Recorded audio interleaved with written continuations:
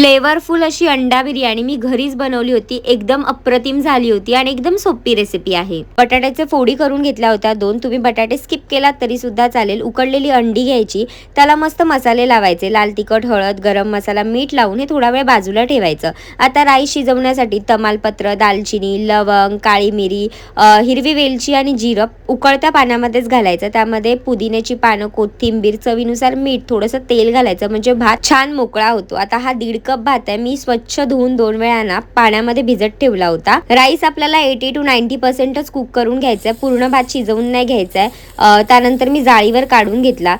कांदा तळून घेतला होता. त्याच कढईमध्ये मी इथे अंडी आणि बटाट्याच्या फोडी घातल्यात. बटाट्याच्या फोडीना अशा पूर्ण शिजवायच्या नाहीत. बाहेरून हा असा मस्त गोल्डन रंग येईपर्यंतच खरपूस करून घ्यायच्यात.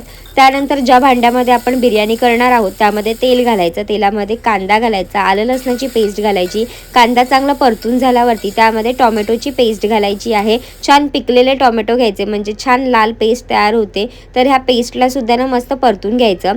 त्यामध्ये लाल तिखट, हळद, गरम मसाला, धणेपूड, जिरेपूड, बिर्याणी मसाला घालायचा, चवीपुरतं मीठ घालायचं, थोडं पाणी घालायचं आणि हे सगळं ना मिक्स करून घ्यायचं. आपण ना मीठ सगळ्यामध्येच घातलेलं आहे त्यामुळे ना मिठाचं प्रमाण आपण व्यवस्थित चेक करूनच घालायचं. दही घालायचं, तळलेला कांदा, कोथिंबीर, पुदिना घालून ही मस्त ग्रेव्ही तयार झालेली आहे. ह्यामध्ये आपण फ्राय केलेली अंडी आणि बटाट्याचे तुकडे घालायचे आणि त्याला मस्त मिक्स करून तुम्ही थोडं पाणी ॲडजस्ट करून कन्सिस्टन्सी मस्त ॲडजस्ट करून घ्यायची, कारण आपल्याला दम लावायचा आहे बिर्याणीला, म्हणजे बिर्याणी खालून जळणार नाही. त्यामुळे पाण्याचं प्रमाण आहे ना योग्यच ठेवायचं. मसाला खूप ड्राय असेल ना तर मग खालतून बिर्याणी जळू लागेल आणि व्यवस्थित फ्लेवरफुल सुद्धा बनणार नाही. तर त्यावरती मस्त भाताचा लेअर लावायचा.